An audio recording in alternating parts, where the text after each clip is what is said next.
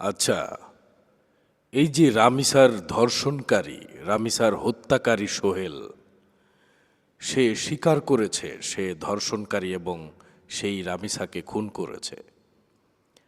তাহলে তার বিচার করতে সমস্যা কোথায়? কে বাধা দিচ্ছে তার বিচার করতে? তার শিরচ্ছেদ করতে সমস্যা কোথায়?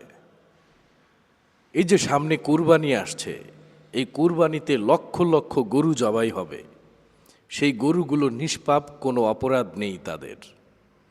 এতগুলো নিষ্পাপ গরুকে যদি জবাই করা যায়, তাহলে একজন ধর্ষণকারী, একজন শিশু হত্যাকারী, তার শরীর থেকে মাথা আলাদা করতে সমস্যা কোথায়?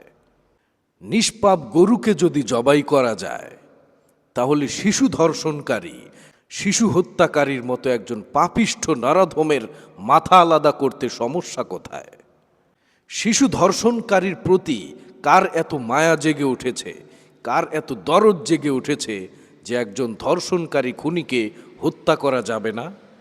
তাদের এই দরদ, তাদের এই মায়া কোথায় ছিল যখন শিশু রামিসাকে যখন হত্যা করা হলো, তাকে যখন ধর্ষণ করা হলো, তার শরীর থেকে মাথা আলাদা করে রাখা হলো, সেই সময় তাদের দরদ কোথায় ছিল?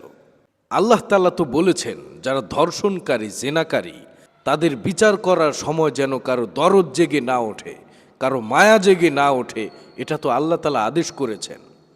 তাহলে ধর্ষণকারীর বিচার করার সময় আপনাদের এত আবেগ, এত দরদ কোত্থেকে আসে? আল্লাহ তাআলার চাইতেও কি বেশি দরদ আপনাদের? সৃষ্টিকর্তার চাইতেও কি বেশি মায়া মোহাব্বত আপনাদের? যিনি সৃষ্টি করেছেন তিনি বলেছেন ধর্ষণকারী, জিনাকারীকে হত্যা করার জন্যে, শরীর থেকে মাথা আলাদা করে ফেলার জন্যে, পাথর মেরে হত্যা করার জন্যে বলেছেন।